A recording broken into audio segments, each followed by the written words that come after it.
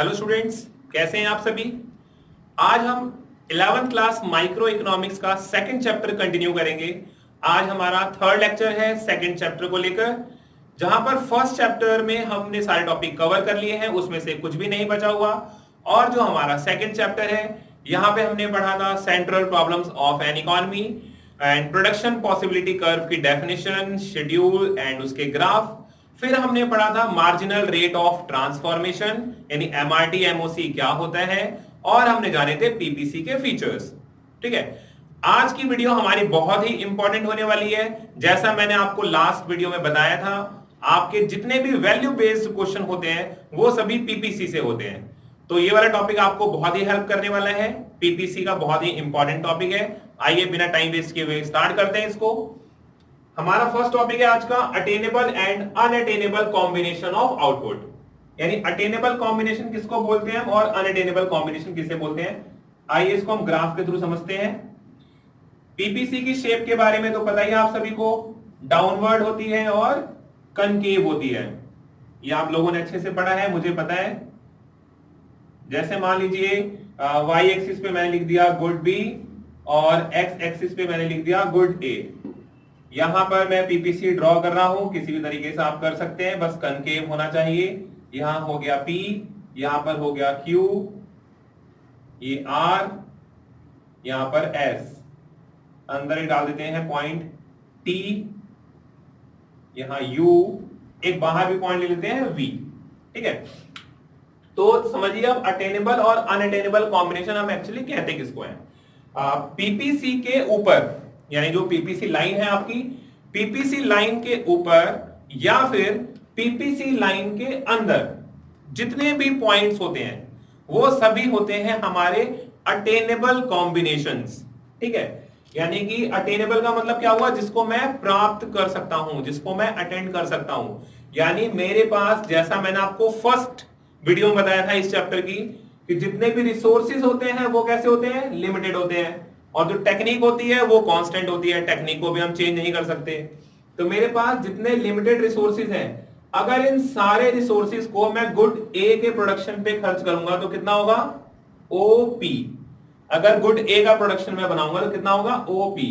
इसी तरह से अगर मैं ये सारे रिसोर्सेज कहां पे खर्च करूं, गुड बी पर, सारे रिसोर्सेज कहां खर्च करूं, गुड बी पर, तो मेरा प्रोडक्शन कितना होगा, ओ क्यू। ओ क्यू से ज्यादा प्रोडक्शन नहीं कर पाऊंगा गुड बी का, अगर सारे के सारे रिसोर्सेज मैं यहां पे खर्च कर दूं।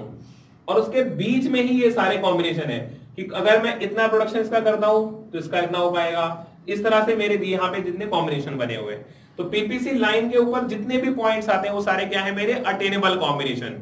यानी इन रिसोर्सेज को खर्च करके मैं इतना प्रोडक्शन कर सकता हूं।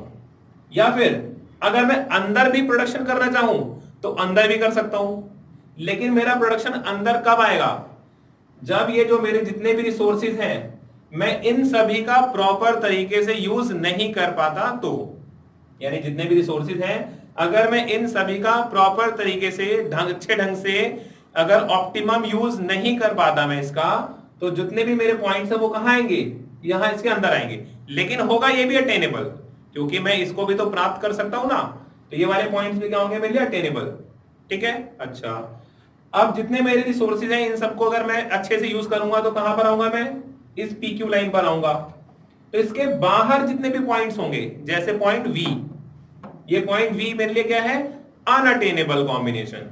क्योंकि अगर मैं अपने सारे रिसोर्सेज खर्च करूंगा, अपने सारे रिसोर्सेज खर्च करूंगा, तो मैं प्रोडक्शन कहां तक कर सकता हूं, सिर्फ पी क्यू तक या फिर इसके अंदर, उसके बाहर नहीं जा सकता।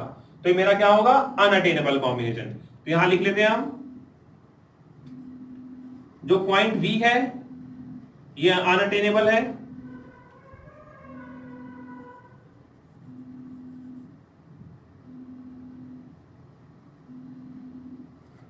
पॉइंट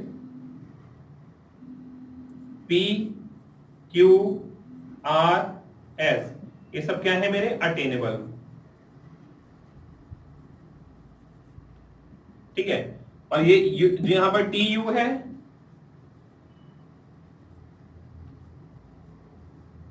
ये भी क्या है मेरे लिए, अटेनेबल। यानी जितने भी पॉइंट्स पीपीसी के लाइन के ऊपर या पीपीसी लाइन के अंदर होते हैं वो होते हैं अटेनेबल, और जो इसके बाहर होते हैं पॉइंट्स वो सभी क्या होते हैं मेरे लिए अनअटेनेबल कॉम्बिनेशन। ठीक है, अब आइए हम समझते हैं एक्चुअल एंड पोटेंशियल आउटपुट।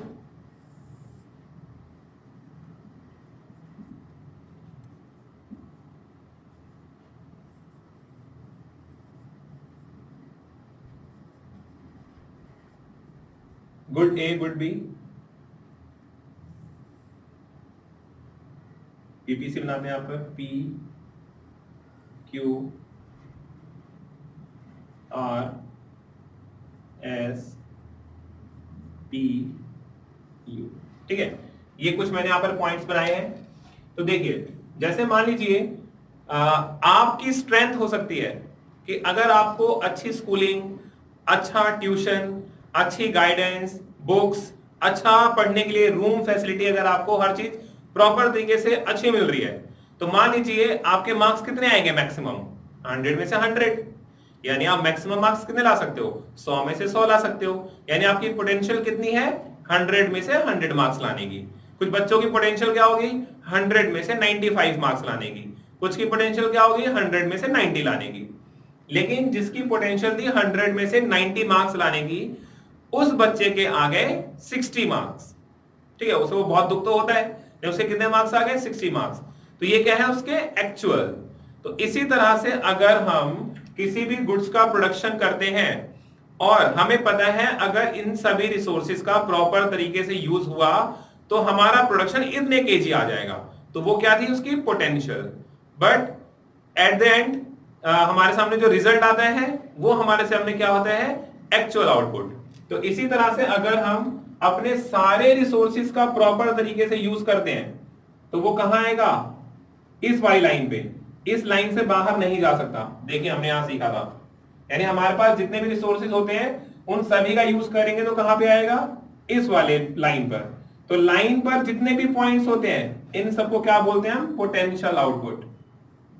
इस लाइन पर जितने भी पॉइंट्स होते हैं उन सभी को बोलते हैं हम पोटेंशियल आउटपुट, यानी हमारी पोटेंशियल कितनी है।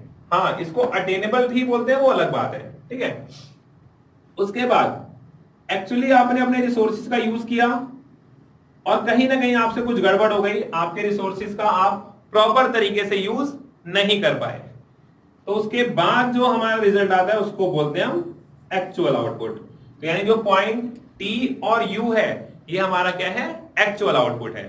ठीक है, तो कभी भी एक्चुअल आउटपुट कब आता है, यानी कोई भी पॉइंट पीपीसी के अंदर कब आता है, कोई भी पॉइंट पीपीसी के अंदर कब आता है जब हम अपने रिसोर्सेज का प्रॉपर तरीके से यूज नहीं कर पाते, मतलब अंडर यूटिलाइजेशन ऑफ रिसोर्सेज। इन सभी के वैल्यू बेस्ड क्वेश्चन डिस्कस करूंगा मैं इस चैप्टर के एंड में, ठीक है, जिससे आप लोगों को प्रॉपर तरीके से क्लियर हो जाए।